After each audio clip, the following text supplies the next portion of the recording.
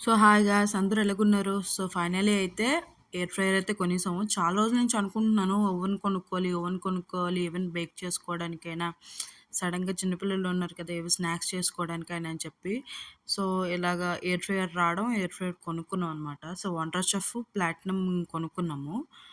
And ఇందులోనైతే 1 year warranty కూడా ఇచ్చారనమాట. చూడ్డానికైతే చాలా బావుంది. అండ్ లోపల ఓపెన్ చేసి చేయగానే లోపలైతే ఒక బుక్ లాంటిది ఇచ్చారనమాట. అంటే దాని గురించి అండ్ వారంటీ కార్డ్ ఒకటి ఇచ్చారు. సో, దాని తర్వాతయితే కేస్ ఇచ్చారనమాట. లోపల పెట్టుకోవడానికి. స్టీమర్‌కి అంటే కిందకి అతుక్కుపోకుండా. ఆ తర్వాతేమో బాగా ప్యాక్ చేశారనమాట. ఎయిర్ ఫ్రైయర్ మాత్రం వండర్ చెఫ్. అండ్ తీయడానికి కూడా వీలవ్వలేదు. చాలా గట్టిగా పెట్టారు కిందన. ఆహ్, థర్మాకోల్ షీటేసి. అండ్ తర్వాత దానికి టేప్స్ అంటించారు. సో, వచ్చిన తర్వాత ఒకసారి యూజ్ చేయాలని చెప్పి ఆన్ చేశాననమాట. చిన్న చీజ్ బాల్స్, వెజ్ బాల్స్ ఉంటే పెట్టి. సో, చాలా పనిచేసింది. సో, వచ్చి రాగానే కేక్ రెడీ చేసేద్దామని చెప్పి ట్రై చేశాను. సో, కేక్ ఫస్టు కర్డ్ తీసుకొని అందులో పౌడర్ షుగర్ ఏసుకొని బాగా కలుపుకున్నాను.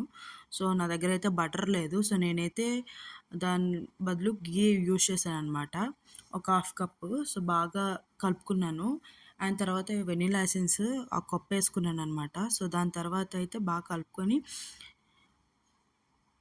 మైదా పిండి వేసుకున్నాను 1 ½ కప్పు. సో, దాన్ని బాగా కలుపుకున్నాననమాట బబుల్స్ లేకుండా. తర్వాత బేకింగ్ పౌడర్ తీసుకున్నాను.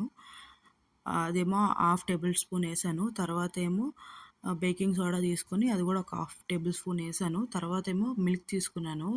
అంటే మనకి థిక్‌నెస్ ఎంత వరకు ఉంటదో తెలుస్తది కదా! సో, దాన్ని బట్టి పాలు వేసుకోవాలనమాట. ఒకేసారి వేసుకోకూడదు. సో, ఇలాగ అయింది. చాలా బాగా అయింది. సో, బబుల్స్ ఏవైనా ఉంటే పోవడానికి ఇలాగా క్లాక్ వైస్ కాకుండా హాఫ్ క్లాక్ వైస్ చేసి ఇలాగా మధ్యలో కట్ చేయాలనమాట. అలాగైతే బబుల్స్ పోతాయంట. నేను కొన్ని వీడియోస్‌లో చూసాను.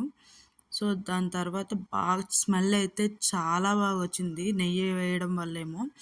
తర్వాత బేకింగ్ బౌల్ తీసుకున్నాను. ఇది నేను డీమార్ట్‌లో కొనుక్కున్నా. రూ. 100 అనుకుంటా దీని కాస్ట్. సో, దీంట్లోనైతే ఘీ ఏసి, పిండి వేసి బాగా అతుక్కోకుండా చేసుకున్నాననమాట. అందులోని నేను కలుపుకున్న మిశ్రమాన్ని యేసుకొని బాగా ట్యాప్ చేయాలి. అప్పుడు బబుల్స్ అన్నీ పోతాయంట. సో, దాని తర్వాత మధ్యలో ప్లేస్ చేయాలనమాట ఎయిర్ ఫ్రైయరు బౌల్‌లో. సో, నేనైతే 1 డిగ్రీ సెల్సియస్ పెట్టుకున్నాను. అండ్ 20 మినిట్స్ ఏమో టైం పెట్టుకున్నాను. సో, 20 మినిట్స్ తర్వాత ఒకసారి చెక్ చేశాననమాట ఉడికిందా లేదా అని. పై లేయర్ మాత్రం బాగా ఉడికిపోయింది. అండ్ లోపల మాత్రం కొంచెం కొంచెం ఉడకలేదు. సో, దానివల్ల పై లేయర్ కట్ చేసి ఆ తర్వాత మళ్ళీ పెట్టాననమాట. ఒక 20 మినిట్స్ పెట్టి. సో, అది కూడా చాలా బాగా ఉడికిపోయింది. అండ్ చాలా మెత్త మెత్తగా వచ్చింది. టేస్ట్ అయితే ఆసమ్ ఉందనమాట. సో, లాస్ట్‌కి నా కలైతే ఇలా తిరిగిపోయింది. ఎప్పటికైనా ఎయిర్ ఫ్రైయర్ కొనుక్కోవాలనుకున్నాను. సో, కొనుక్కున్నాను. Thank you. బాయ్.